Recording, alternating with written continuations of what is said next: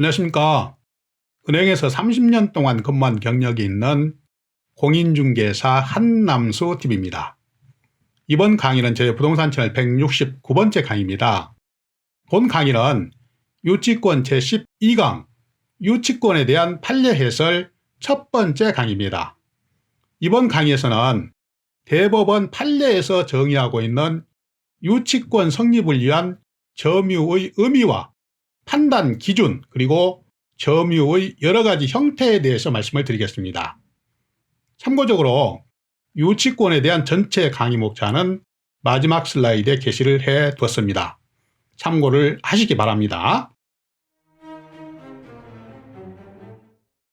이번 강의의 주제는 대법원 판례가 정의하고 있는 유치권에서 점유의 의미와 판단 기준 그리고 점유의 여러 가지 형태에 대해서 다음과 같은 목차로 대법원 판례를 통해서 정의를 해드리겠습니다. 첫 번째, 판결 핵심을 Q&A로 정리를 해드리겠습니다. 두 번째는 판결 요지를 살펴보겠습니다. 다음 세 번째는 점유의 여러 가지 형태 7가지를 살펴보도록 하겠습니다. 이제 본론 설명을 드리겠습니다. 판결 핵심을 Q&A로 정리를 해드립니다. 일단 질문을 보시면 대법원 판례에서 정의하고 있는 유치권 성립을 위한 점유의 의미와 판단 기준 그리고 점유의 형태는 무엇이 있을까요? 여기에 대해서 대법원 판례는 점유의 의미와 판단 기준을 간단하게 정의를 하고 있습니다. 그것을 보시면 점유로 하면 반드시 물리적 현실적 지배가 아니라 물건이 사회 통념상 그 사람의 사실상의 지배에 있는 것을 말합니다. 반드시 현실적 지배뿐만 아니라 사실상의 지배에 있으면 유치권에서 점유로 본다. 이렇게 대법원은 판결을 하고 있습니다. 다음 두 번째는 판결 요지를 보겠습니다. 유치권에서의 점유의 의미와 판단 기준에 대해서 판결을 하고 있는 대법원 95-8713 그 판결 내용을 보시자는 얘기죠. 내용을 보시면 점유라고 하면 물건이 사회 통념상 그 사람의 사실상의 지배에 속한다고 보여지는 객관적 관계에 있는 것을 말하고 여기에서 사실상의 지배가 있다고 하기 위해서는 반드시 물건을 물리적 현실적으로 지배하는 것만을 의미하는 것이 아니고 물건과 사람과의 시간적 공간적 관계 그리고 타인 지배의 배제 가능성 등을 고려해서 사회 관념에 따라서 한목적으로 판단을 해야 된다.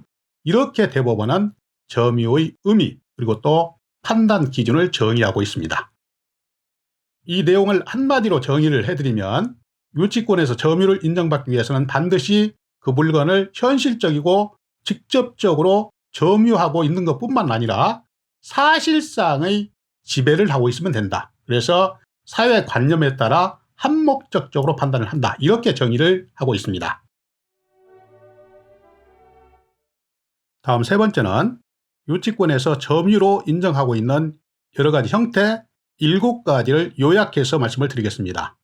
첫 번째를 보시면 건물 출입구를 잠금 장치로 봉쇄를 하고 외부에는 현수막이나 프랑카드 또는 안내문을 부착해서 유치권 행사 중임을 알리는 방법이 있습니다.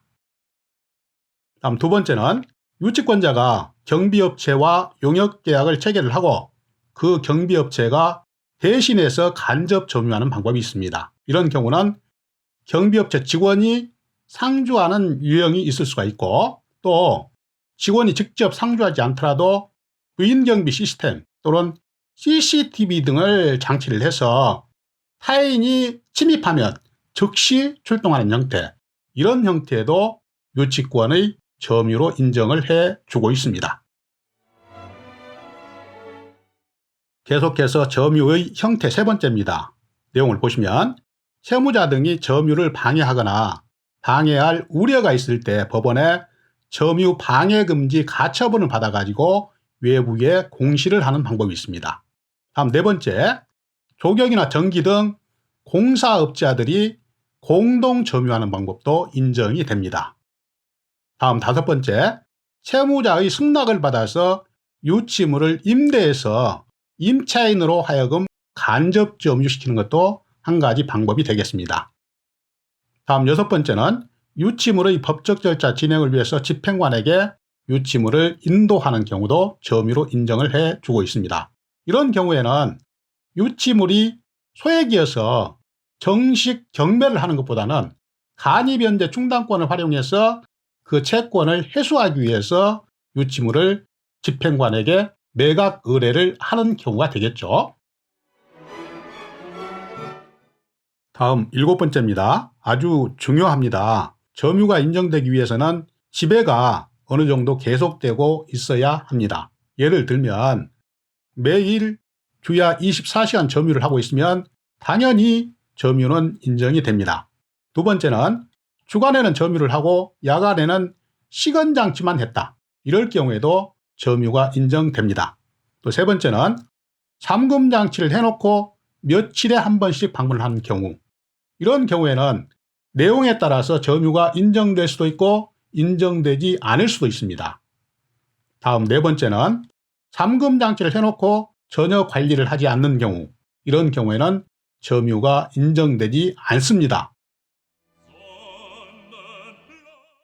시청자 여러분, 지금까지 유치권 제12강 유치권에 대한 대법원 판례 해설 첫 번째 강의였습니다. 이번 강의에서는 대법원에서 정의하고 있는 점유의 의의와 판단 기준, 그리고 점유의 7가지 형태에 대해서 알아봤습니다.